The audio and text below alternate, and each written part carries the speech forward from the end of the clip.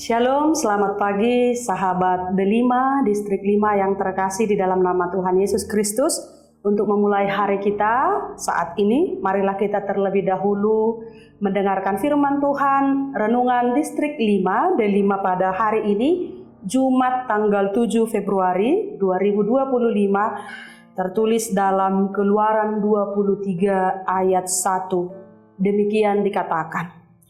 Janganlah engkau menyebarkan kabar bohong. Janganlah engkau membantu orang yang bersalah dengan menjadi saksi yang tidak benar. Di bahasa Batak, dang jadi para ratonmu berita gagap. Jala unang paherbang tanganmu rap dohot parjahat gabe sitidakon hageduhon. Sahabat Delima yang terkasih di dalam nama Tuhan Yesus Kristus, di zaman sekarang ini, khususnya di zaman perkembangan yang begitu pesat di bagian digitalisasi ini, ada fenomena yang bisa kita temukan atau fenomena yang sering kita temui, yaitu sulitnya untuk menemukan kebenaran yang sesungguhnya. Mengapa dikaitkan dengan zaman digitalisasi sekarang ini? Karena kita lihat munculnya yang disebut dengan hoax. Apakah itu hoax? Yaitu berita-berita bohong. Berita-berita yang direkayasa, yang tersebar khususnya saat ini di media sosial.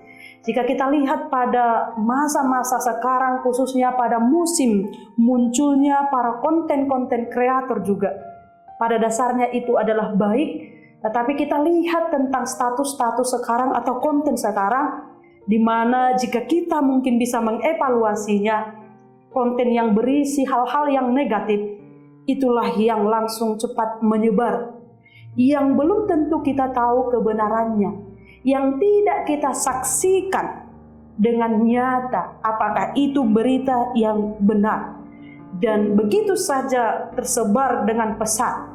Dan apa yang terjadi?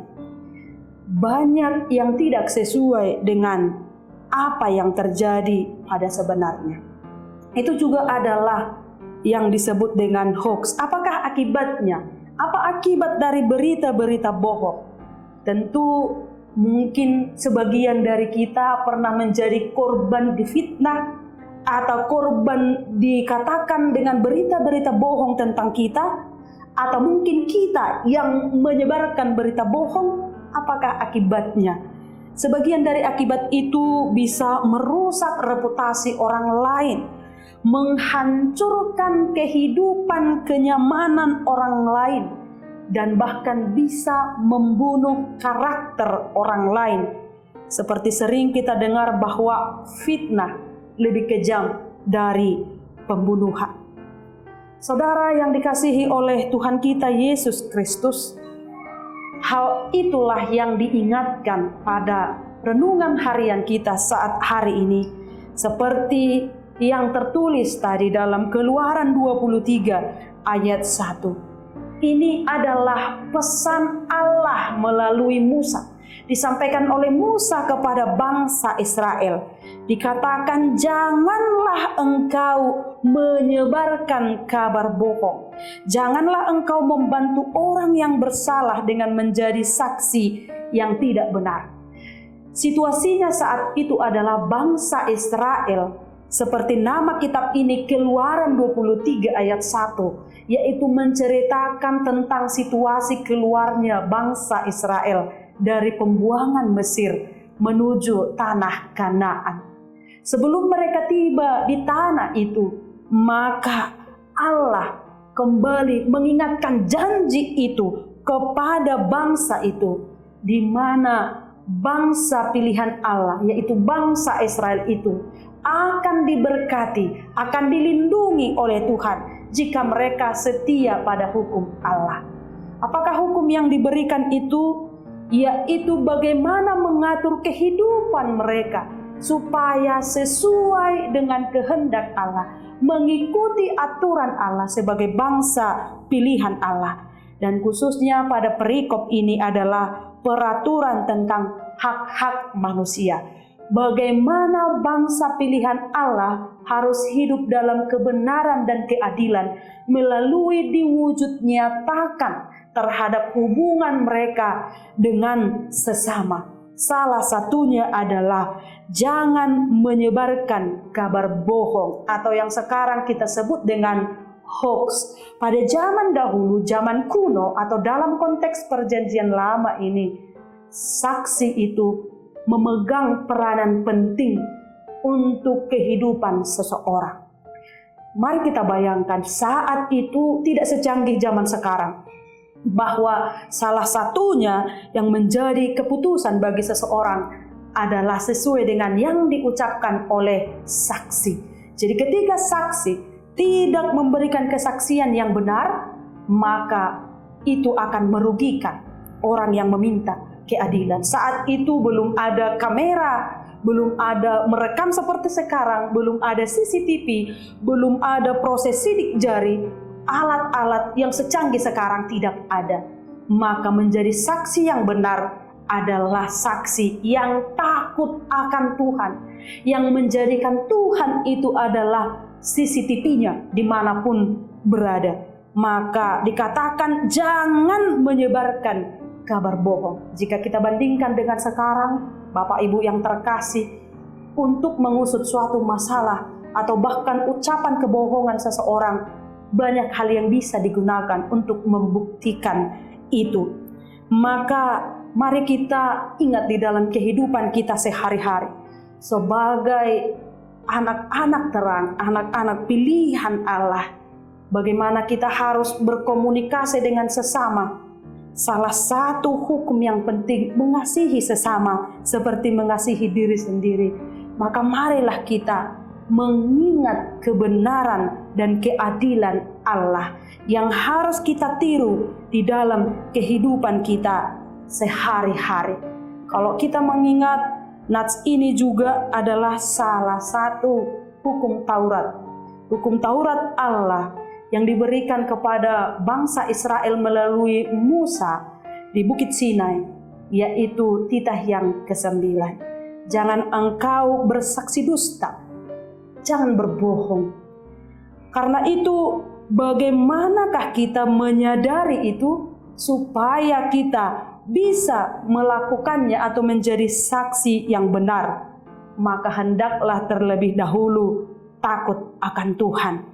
Karena dalam Amsal 12 ayat 22a dikatakan, orang yang berdusta atau orang yang dusta bibirnya adalah kekejian bagi Tuhan. Saat ini hendaklah kita menjadi saksi yang benar. Jika kita pun menggunakan media sosial kita, maka gunakanlah dengan benar. Zaman dulu dikatakan bahwa mulutmu adalah harimau. Tetapi untuk saat ini mungkin kita satu pemahaman, ada ungkapan yang bergeser sedikit bahwa jarimu adalah harimau. Kenapa dikatakan bahwa kita harus menjaga setiap sikap kita, mulut kita, jari kita untuk membuat postingan-postingan juga tentang hal-hal yang tidak dikehendaki oleh Allah. Hindarilah hoax, hindarilah yang memfitnah orang lain, hindarilah yang menyebarkan kebohongan-kebohongan, karena orang yang dusta bibirnya adalah kekejian bagi Tuhan. Saat ini karakter kita sebagai anak-anak Tuhan dipertanyakan. Jika saat ini kita lihat, bisa kita mengevaluasi di dalam pikiran kita, mengapa di mana-mana banyak CCTV? Bisa kita katakan karena manusia lebih takut terhadap mata manusia sendiri daripada mata Tuhan.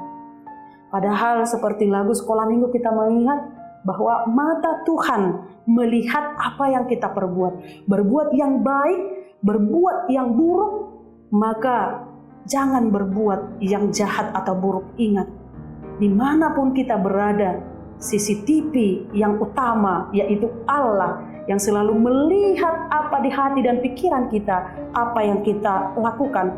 Hendaklah kita mengingat itu, sehingga apapun yang kita perbuat, apapun yang kita ucapkan, terlebih dahulu takut akan Tuhan.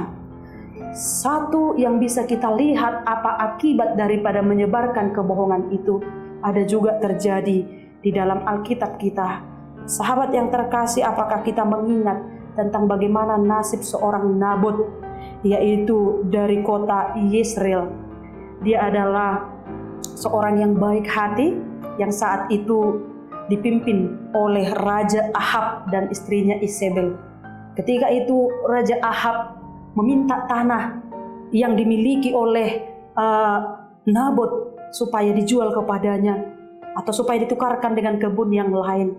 Tetapi karena bagi Nabot dan suku itu bahwa tanah leluhur itu tidak untuk diperjualbelikan, maka dia tidak mau. Maka apa yang terjadi? Dia murung, dan istrinya Isabel mengetahui itu. Dan singkatnya, Isabel memfitnah dengan berkata, mengirimkan surat kepada pemimpin kota Yezreel itu bahwa Nabot itu telah menghujat Allah dan menghujat raja.